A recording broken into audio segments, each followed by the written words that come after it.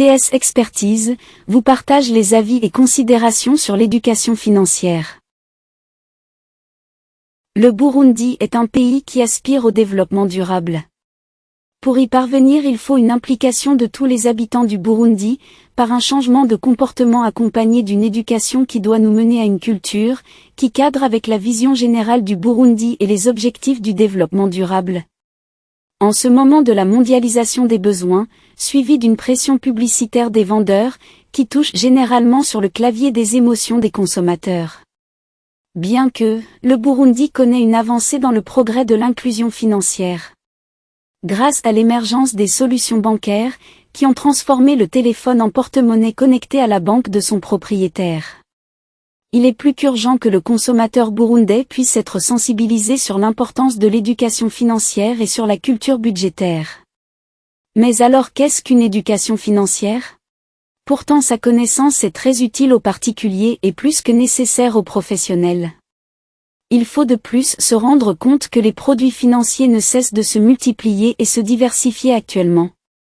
Pourtant, ces produits nous offrent autant d'opportunités pour nous enrichir ou du moins gagner des revenus convenables. L'Organisation de coopération et de développement économique, OCDE, définit ainsi l'éducation financière comme étant le processus par lequel les consommateurs ou investisseurs améliorent leur compréhension des produits, des concepts et des risques financiers, à travers une information, un enseignement ou des conseils objectifs, acquièrent les compétences et la confiance nécessaires afin d'être plus réceptifs aux risques et opportunités financières, pour faire des choix raisonnés, pour savoir à qui s'adresser en cas de difficulté, et prendre d'autres mesures effectives pour améliorer leur bien-être financier. En somme, l'éducation financière est une question bien plus vaste que l'argent de poche ou l'épargne. L'éducation financière vise à donner à chaque citoyen les clés pour mieux comprendre les questions d'argent de la vie quotidienne. Cette éducation lui permettra de faire des choix avisés en matière financière à chaque étape de sa vie, comment équilibrer un budget, financer l'achat d'un logement, épargner pour l'éducation des enfants ou pour préparer sa retraite. Les parents, et de manière plus générale les adultes, ont un rôle crucial à jouer dans l'éducation financière des enfants, et ce dès le plus jeune âge. Pas besoin de tenir de longs discours sur l'importance de l'argent aux enfants pour leur donner les bons réflexes en matière d'argent.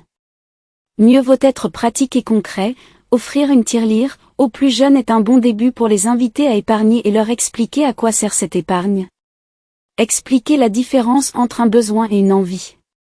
Ouvrir avec lui un compte d'épargne à la banque permet à l'enfant de comprendre où va son argent lorsqu'il épargne et dépose ses économies sur son compte. Donner de l'argent de poche va permettre à l'enfant de s'essayer à la gestion d'un budget. Prenez le temps de bien définir un cadre sur ce à quoi est destiné cet argent. Encourager l'enfant à épargner pour s'acheter le vélo de ses rêves ou un smartphone va lui permettre non seulement d'apprendre la patience mais aussi la valeur de l'argent. L'aider à décrocher son premier job d'étudiant pour qu'il se rende compte que l'argent ne pousse pas sur les arbres. Point à vous de compléter cette liste avec les moments du quotidien qui sont propices à expliquer la valeur de l'argent à vos enfants et ados, comme les courses au supermarché ou encore la fameuse lettre au Père Noël. Comprenant toute l'importance de veiller à l'éducation financière des plus jeunes, les écoles devront intégrer de plus en plus dans leur cursus scolaire des notions d'éducation financière. Les objectifs globaux d'une éducation financière. Les objectifs globaux d'une éducation financière, c'est donc le principal moyen pour mieux gérer son argent. D'atteindre ses objectifs financiers. L'éducation financière nous permet par ailleurs de comprendre d'abord le contexte économique et financier, ensuite de prendre des décisions selon toujours ces paramètres. C'est utile notamment pour savoir quand et combien investir en bourse, choisir le meilleur moyen d'étendre son entreprise, quand décider d'investir dans tel ou tel domaine. L'éducation financière en faveur d'une bonne gestion. Comment arriverait-on à économiser ou à rembourser nos crédits si on n'est pas capable de bien répartir ce même budget? En même temps, elle va nous apprendre à prendre du recul face aux appâts toujours plus tentants des vendeurs.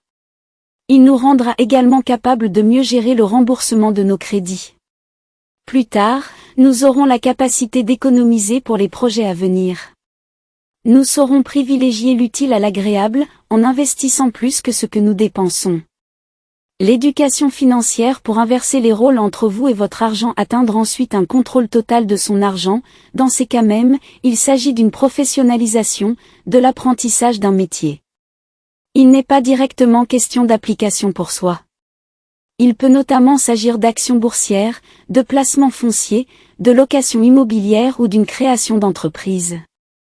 L'éducation financière, mais comment ? Vous éviterez ainsi les dépenses folles qui amènent presque toujours des soucis financiers. Ce sont d'ailleurs les principales raisons qui nous empêchent de faire des économies. L'essentiel est suffisant, vous pourrez dès lors utiliser tout le reste dans des placements et commencer à multiplier au plus vite vos avoirs. Cette solution vous mènera rapidement à la possibilité de réalisation de vos projets d'avenir. Dans l'immobilier, dans l'agriculture et l'élevage, dans le foncier, dans la bourrée, dans l'entrepreneuriat ou ailleurs, il y a également les impôts et les taxes, ainsi que tout ce qui est relatif aux investissements.